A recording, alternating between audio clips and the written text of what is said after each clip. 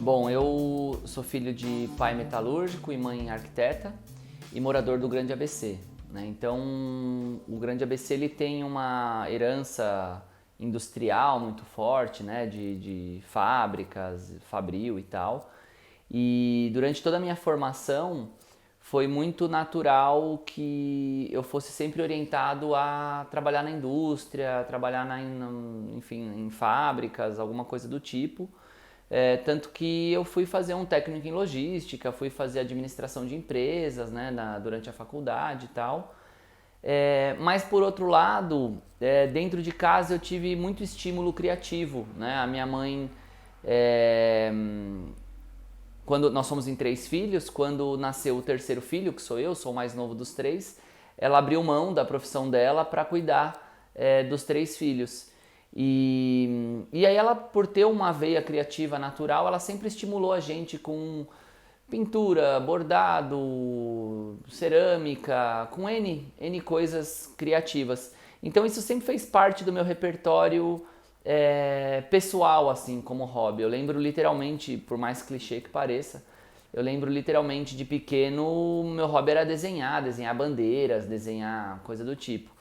E os meus primeiros presentes eram caixa de lápis de cor. Então, por mais clichê que pareça, durante a minha formação enquanto ser humano, enquanto pessoa mesmo, o criativo sempre esteve por perto. Mas aí na hora de escolher uma profissão, a influência do território onde eu estava inserido, ela foi muito grande e aí eu fui para essa área mais da indústria, das fábricas. E comecei a trabalhar desde cedo, aqui na região também, primeiro trabalhos informais desde muito cedo, mas depois formalmente numa transportadora, depois até que fui parar de fato em uma grande montadora. E por essa montadora eu tive uma ascensão relativamente grande, né? Então, com pouco tempo eu fui trabalhar na Alemanha por conta da fábrica, depois fui trabalhar nos Estados Unidos por conta da fábrica. E aí voltei para o Brasil numa posição super confortável, eu ainda era jovem, ainda sou jovem, mas eu ainda era mais jovem. E, mas engraçado, eu lembro conversando uma vez com meu pai e reconhecendo os feitos dele, né, enquanto pai. Nós somos em 3 filhos, não somos uma família rica, mas nunca nos faltou nada. E aí, batendo papo com ele, assim, num dia qualquer, eu falei, pô, pai, que legal, né? Porque criar 3 filhos, assim, hoje em dia não é uma tarefa tão fácil. E aí ele comentou comigo uma frase que nunca saiu da minha cabeça desde então, que foi cuidado, que ao passo que a fábrica me deu tudo, a fábrica me tirou tudo. O meu pai também é aposentado pela Volkswagen. E meus pais são separados, e nesse processo de separação dele, foi natural que a gente ficasse com a minha mãe, porque ele trabalhava desde muito cedo até muito tarde, e, e, e aí ele acabou perdendo um pouco do nosso crescimento, né? Ou acompanhando um pouco mais distante. E, putz, eu tava indo na mesma linha, né? Exatamente seguindo os par e passo as coisas que ele estava fazendo. Eu ainda não era casado, ainda não tenho filhos, mas eu também saía muito cedo de casa e voltava muito tarde. E eu falei, pô, será que é isso que eu quero, né? Eu faço parte de uma geração que já começa a questionar alguns porquês, né? O porquê de fazer algumas coisas, o valor real de algumas coisas. E aí eu comecei a me questionar, a carreira ia muito bem, financeiramente muito bem e tal.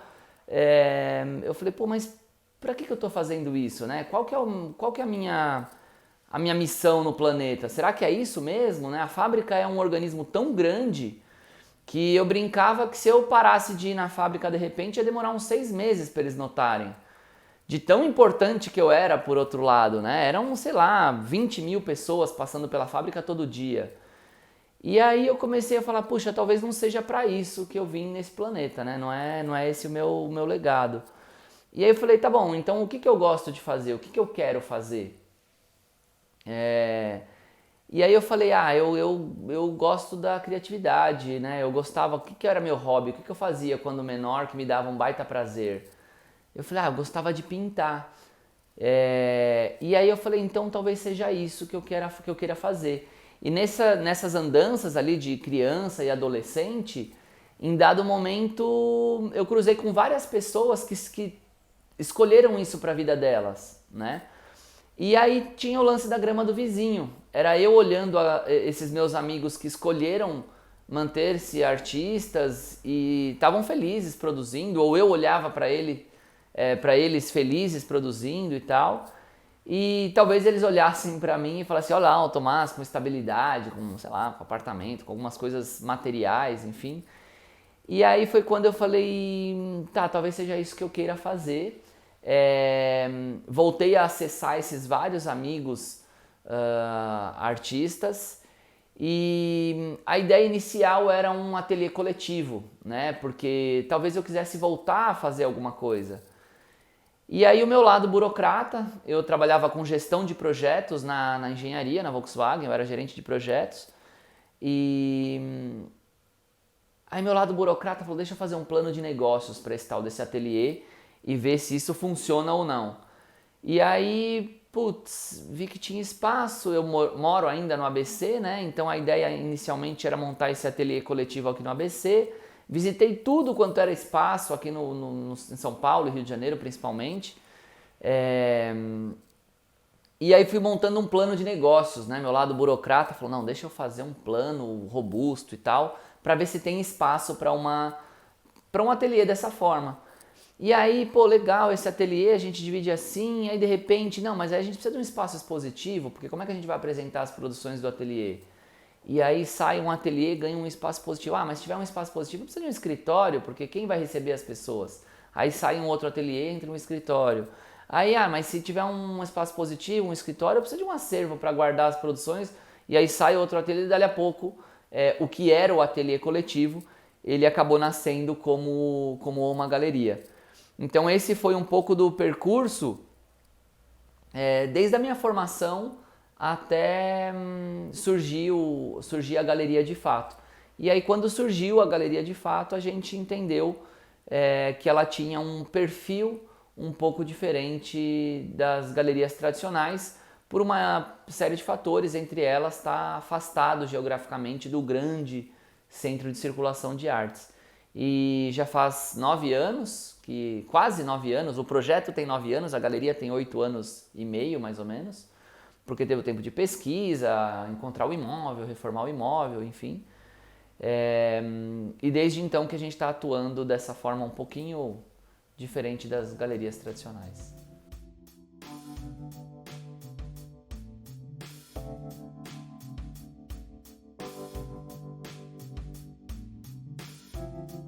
Muito bem. Essa é uma questão fundamental para mim. Existe um pensador, o Milton Santos, que diz que a cabeça pensa onde o pé pisa. E isso sempre foi um mantra para mim, assim, desde que eu morei fora, inclusive, de entender como o nosso mundo ganha perspectiva, né, ao passo que a gente ganha o mundo. E voltando para casa, né, eu nasci no ABC, fui criado no ABC, voltando para casa, eu entendi quanta história, né, qual que é o papel de protagonismo que o ABC tem na história do país como um todo. E poxa, desde a chegada dos colonizadores, né, a história do país passa pelo ABC. Porque eles chegam por Santos, por São Vicente, e a subida da serra desemboca no ABC. E o ABC é exatamente o meio, vamos dizer assim, entre São Paulo e o Porto, né? Então toda a história do Brasil passa um pouco pelo ABC. O ABC, há várias teorias do surgimento das cidades aqui, mas desde uma hospedaria até as fazendas de batata, cebola, enfim. Quer dizer, o ABC desde essa época ele tem um papel simbólico importante para o país. E mais recente, que tem a ver com a minha história, todo o papel o protagonismo no industrialismo nacional, né? Seja com a indústria têxtil, seja com a indústria moveleira, seja mais atualmente com a indústria automobilística, sempre colocou o ABC como um papel importante. Depois, com as lutas de classe, isso mais recente, o ABC teve uma ascensão política muito importante, teve um presidente recente que é da região, ou que não necessariamente ele é da região, mas que ele ganhou destaque na região. Quer dizer, o ABC sempre, seja politicamente, economicamente, socialmente, ele sempre teve um papel protagonista. E o ABC sempre figurou, ou principalmente nessa vanguarda do industrialismo, como as cidades mais ricas do país. E aonde vem a riqueza, aonde vem a economia, vamos dizer assim, vem outras coisas junto, entre elas a cultura. Então o ABC também sempre foi também sempre foi protagonista no campo da cultura. Por exemplo, o berço do cinema brasileiro está em São Bernardo, que é os Estúdios Veracruz. Né? Na música instrumental também, vários grandes nomes que são daqui, a citar, por exemplo, o Boccato. Ou no Teatro Nacional também, né?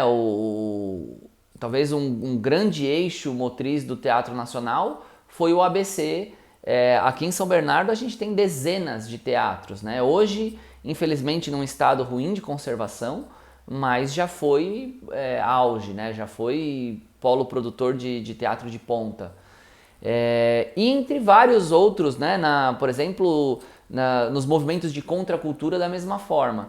E talvez dos movimentos de contracultura é da onde venha esse impulso que me toca especialmente. Porque a gente tem vários expoentes, seja na música ou nas visuais, né? E aí com, sei lá, com os fanzines, com o grafite, com a colagem, que toca, né, esbarra nas artes visuais. E aí eu me via, depois desse percurso que eu trilhei fora, eu me via voltando pro Brasil, e vendo vários, como é que fala, prestigiando vários amigos artistas em espaços em São Paulo. Porque ao passo que a gente está distante geograficamente, a gente também está próximo, né? Então, sei lá, 20, 30 quilômetros da Avenida Paulista, parece distante, né? Porque São Paulo, 20, 30 quilômetros pode significar 2 horas de trânsito, mas também é relativamente próximo para você ir prestigiar um amigo que está no museu em São Paulo, por exemplo. Então, o primeiro insight, né, ou o primeiro estalo poxa, por que as coisas que são produzidas aqui não são fruídas aqui, né? Então teve esse primeiro estalo. Um segundo estalo foi do ponto de vista econômico, do ponto de vista de plano de negócios, né? O ABC ele tem, por exemplo, um polo de arquitetos, né? Ou 3 polos, na verdade, de arquitetos muito grandes, atuantes aqui na região. Então havia espaço, e olha que interessante, no meu plano de negócios mostrava que os arquitetos seriam um fator gerador muito grande para a galeria. Coisa que depois na prática, né, não há plano que resista ao campo de batalha. E mostrava que na prática não é necessariamente isso, mas enfim, foi mais um ponto que me levou a abrir aqui na região. E depois, ou talvez principalmente, é o que eu citei lá no começo, né? Que é a cabeça pensa onde o pé pisa. E eu sou daqui, eu queria fomentar muito as coisas que são daqui. Eu queria levar as coisas que acontecem aqui para um outro patamar, solidificar o que estava sendo produzido aqui. Porque isso é a arte do meu tempo, né? Isso são as coisas que eu estou vivendo. E as coisas que eu estou vivendo, esses artistas contemporâneos estão vivendo também, estão transformando isso em pintura, escultura, fotografia, seja lá o que for. Então tem um pouco de sedimentar, né, de solidificar o que está sendo produzido aqui e levar o que a minha mente está pensando, né, onde o meu pé está pisando, para que outras pessoas conheçam também. É legal então que você acha que a Oma é um pouco a extensão da sua casa? Até pela arquitetura, às vezes que tem essa carinha de casa. É muito louco, as coisas se confundem, né? A arte e a vida se confundem em vários momentos. Então, eu não sei se talvez pela arquitetura, mas tudo que está dentro da OMA são coisas que eu consumo, né? A galeria ela tem o fator principal que é a venda, né? O comércio de obras. E eu costumo dizer que a gente só vende o que a gente compra. Então, de fato, o que você encontra aqui na galeria, você encontra na minha casa, né? Antes de eu vender alguma coisa, eu consumo essas coisas. E isso é para mim uma verdade líquida e certa, assim. Você precisa consumir antes de vender alguma coisa. Você tinha me perguntado na pergunta anterior, e eu acabei não respondendo, sobre os desafios, né? Porque por um lado tem os fatores que me fizeram tomar essa escolha de abrir uma galeria no ABC, mas por outro lado tem os desafios também, né? E passados quase 10 anos de galeria, é, a gente enxerga, e principalmente hoje, depois de uma pandemia, o quanto a circulação de pessoas ela é um fator, é um calcanhar de Aquiles. Então, hoje ainda mais, né? Primeiro que a gente ainda não descobriu 100% como fazer na internet, como levar para a internet o que é vivido, a experiência da arte. Então, a experiência na internet ela não é 100% o que é visitar uma exposição. E por outro lado, as pessoas não querem se deslocar tanto. Então eu acho que hoje esse talvez seja o maior desafio que a gente enfrenta. Como, por um lado, convencer as pessoas a se deslocarem e entregar alguma coisa que seja de fato transformadora para elas, é, sem fazer elas se deslocarem tanto, né? Então é um desafio até um tanto quanto paradoxal, mas é o que a gente tem enfrentado principalmente.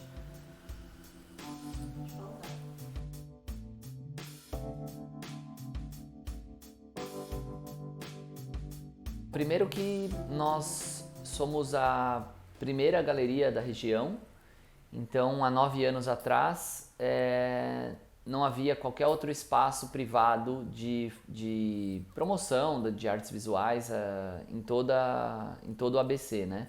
E aí quando eu falo em todo o ABC, a gente pode considerar o ABC, né, Santo André, São Bernardo e São Caetano, mas pode considerar o grande ABC também, que envolve Mauá, Ribeirão, Rio Grande da Serra e Diadema. Então é simbólico, né, essa primeira chama. E é interessante que depois que a gente se instalou aqui na região,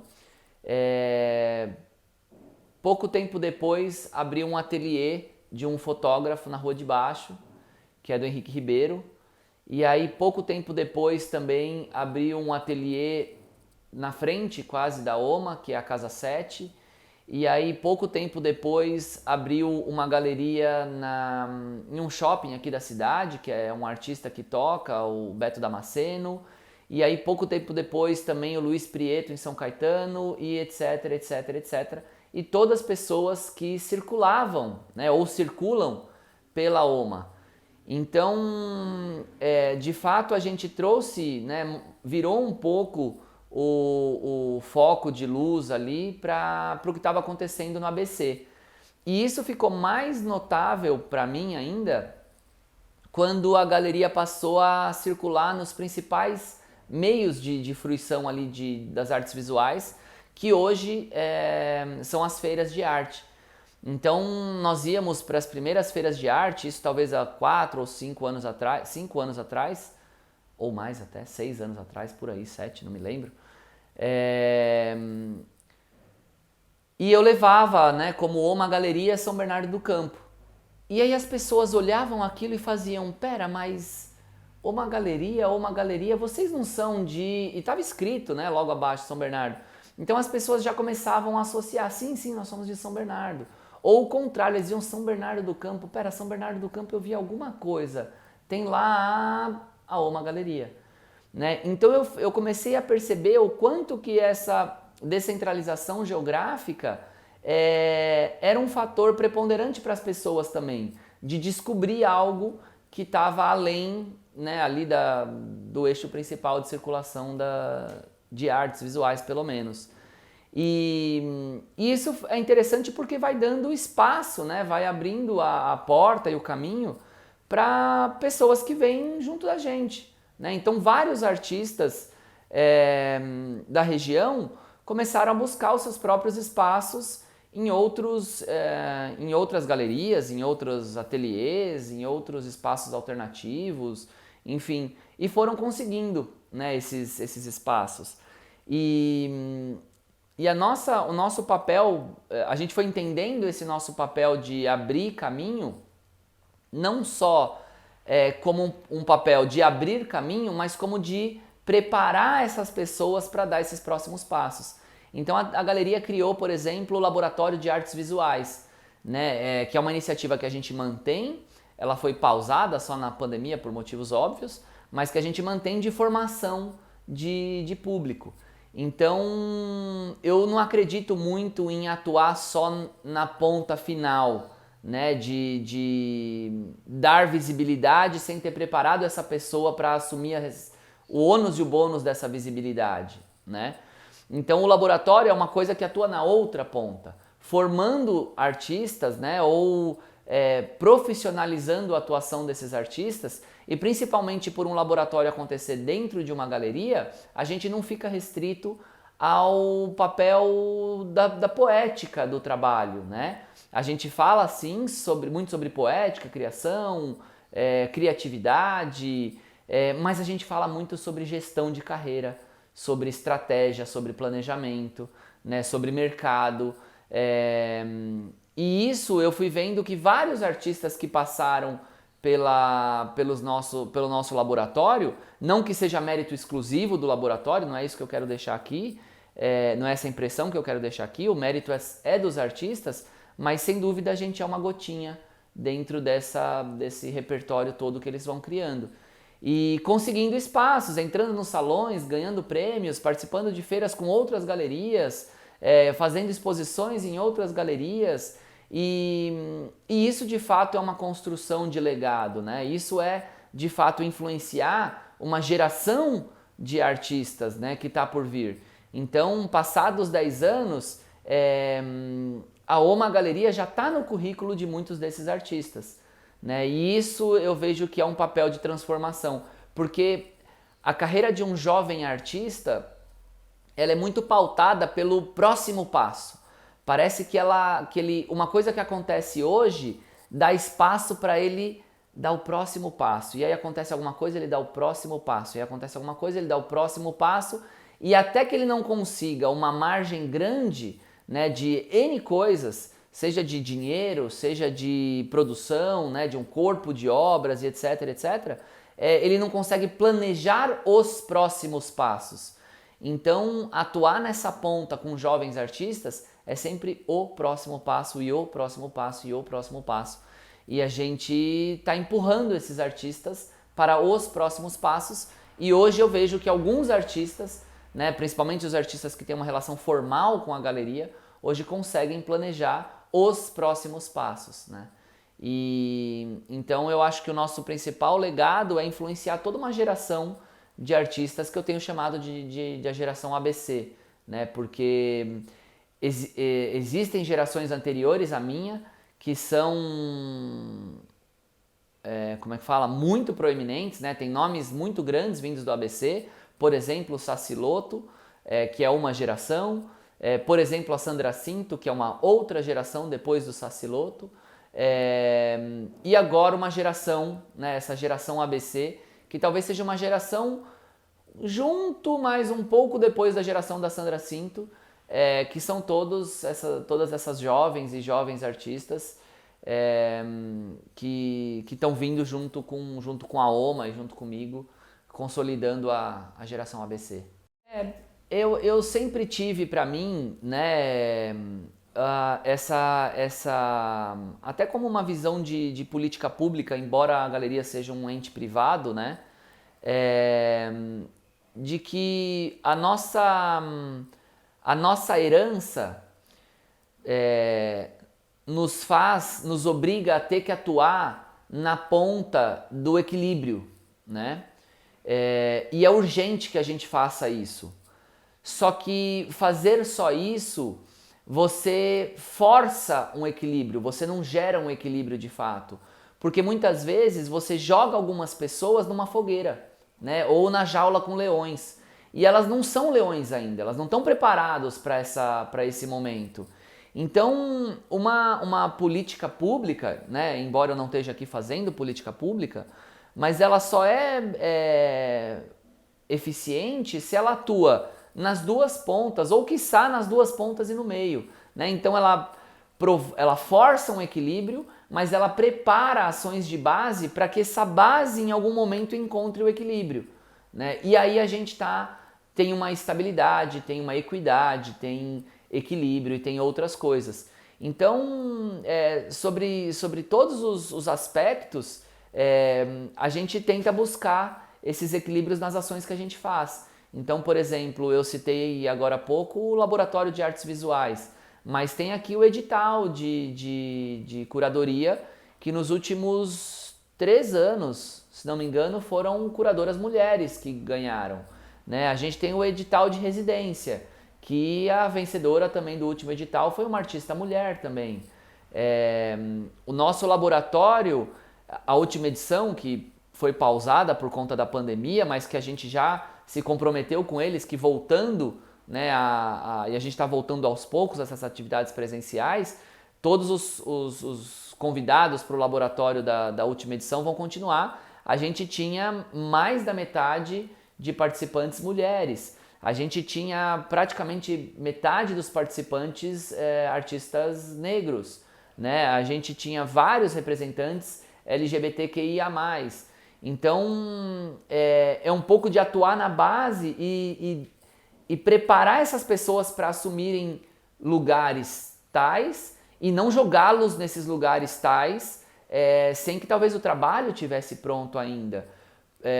Porque eles nunca viveram uma condição de equilíbrio. Então, eu acredito... É um tema muito difícil, muito delicado, que talvez dê um podcast só para falar sobre isso, mas... ou um vídeo no canal, enfim, só para falar sobre isso, mas que a gente pensa isso nas várias formas de atuação da galeria, como que a gente pode, por um lado, forçar esse equilíbrio, né, um pouco da nossa herança, e por um lado, preparar esse encontro equilibrado das coisas.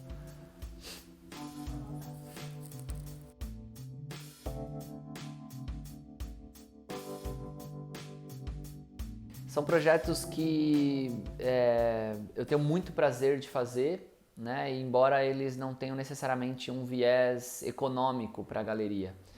Então, quando a gente se percebeu distante geograficamente desse eixo principal de circulação de artes, isso nos obrigou a atuar de uma forma um pouco diferente, que era formar público, né? Formar público de vários pontos de vista, né? Tanto consumidor do conteúdo quanto consumidor mesmo.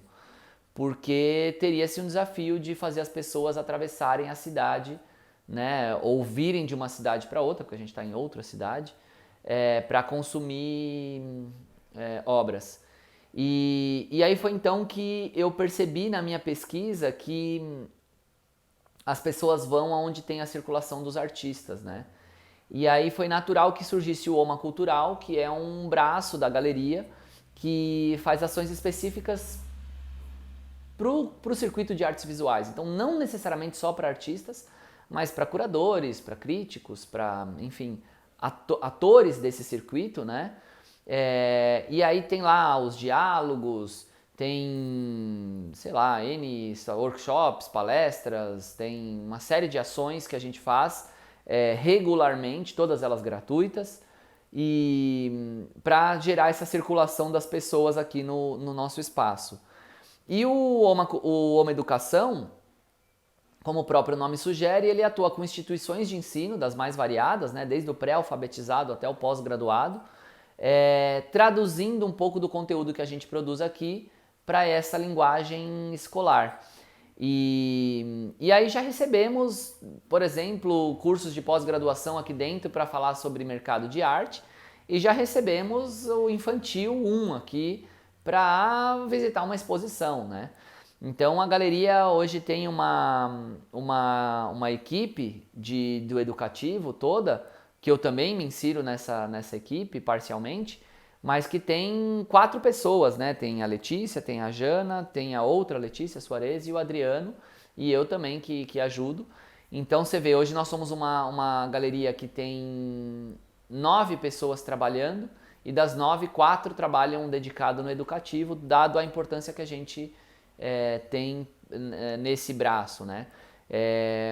Então isso foi um pouco da forma que a gente encontrou de formar público, né? Então para cada exposição que acontece na galeria, a gente faz sempre uma ação com os pequenos, vamos chamar assim, né? Com os alunos, aprende daquela ação o que deu certo, o que deu errado e tal, e aí nós vamos fazer ações com professores, que aí é formar multiplicadores, né? E assim a gente consegue ter um alcance exponencial de todas as ações da galeria e trazendo as referências, né, a partir dos nossos artistas vivos, enfim. Então essas crianças crescem ouvindo o nome da Isis, do Andrei, do Thiago, do Nário, do Melim e assim por diante.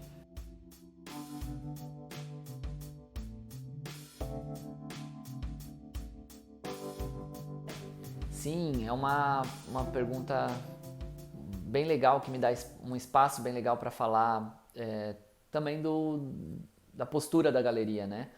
Porque spotlight em inglês é foco de luz, né? E o spotlight, ele é uma prática de grandes galerias de apresentar para onde elas estão olhando, né? E então várias galerias que eu conheço, elas têm o spotlight, que é um espaço reservado para jogar luz para aquele trabalho, aquele artista ou aquele grupo de artistas naquele momento. E ao passo que a gente está crescendo, de novo, mais uma vez, né? A galeria vai crescendo, vai ocupando outros espaços e tal. Para onde a galeria está olhando? Né? Para quem está vindo, né, de jovem, de produção jovem, fresca, junto com a galeria? Porque, de novo, né, o trabalho vai crescendo e hoje a gente tem aí uma equipe de 9 pessoas, que é um custo fixo, que é todo esse monte de coisa que vem junto de uma galeria desse tamanho. E a gente não consegue mais apresentar um artista jovem e vender um trabalho de 500, 1000, sei lá quantos reais, né? Porque não paga a conta. Então tem uma questão financeira, econômica aí. Então quando a gente cria o Spotlight, é para a gente mostrar para o circuito como um todo e sentir o circuito como um todo, a receptividade disso, do lugar para onde a gente está olhando. Então vai ser uma primeira exposição desse projeto, que é um projeto para ser duradouro, né, para ocupar o calendário anual da OMA, sempre em algum momento, talvez sempre no segundo semestre, enfim, isso é menos relevante, mas sempre uma vez por ano a gente ter o Spotlight e mostrar para onde que a gente está olhando. E o Spotlight desse ano, ele vai ser feito com o Michel Senassetti, que é um artista que está muito próximo da galeria, né? O Michel trabalha com a gente também, mas ele trabalha na produção aqui na galeria. Mas antes mesmo dele começar a trabalhar na galeria, o Michel é um desses artistas que na minha adolescência a gente cresceu junto, produzindo e um visitando o outro em determinados momentos, e aí depois a vida tratou de afastar a gente e unir de novo, quando eu principalmente voltei para esse circuito e o Michel permanecia nele.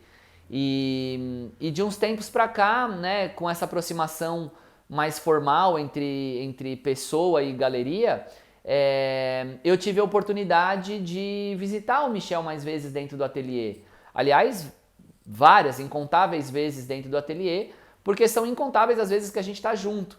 Então eu vou acompanhando a sofisticação que o trabalho dele vai ganhando, a solidez que o trabalho vai ganhando, né? E o Michel tá com uma ascensão super bacana de carreira. Ele tá ainda com uma mostra em cartaz, uma mostra coletiva em cartaz na Pinacoteca do Estado, que é a Enciclopédia Negra, né? E o Michel ilustrou 5 verbetes dessa enciclopédia com as pinturas dele. E pela forma de construção das pinturas dele, porra, genial, assim. E foi um trabalho que teve bastante repercussão. E eu fiquei muito feliz de participar desde o começo da construção desse trabalho, porque a gente já estava juntos. E agora jogar, né, mostrar para onde a galeria está olhando, mais do que jogar a luz, mostrar para onde a galeria está olhando e dividir esse espaço com o Michel vai ser um prazer, porque é um artista e uma pessoa que eu tenho muito prazer de dividir os dias.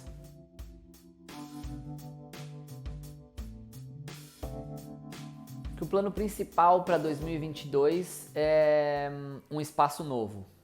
Então é uma novidade que a gente está contando aqui em primeira mão, mas que internamente a gente já vem discutindo há algum tempo. Porque muito maluco, né? Mas essa questão que a gente conversou alguns minutos atrás do território, ela se acentuou mais no pós-pandemia, ou ela está se acentuando mais no pós-pandemia.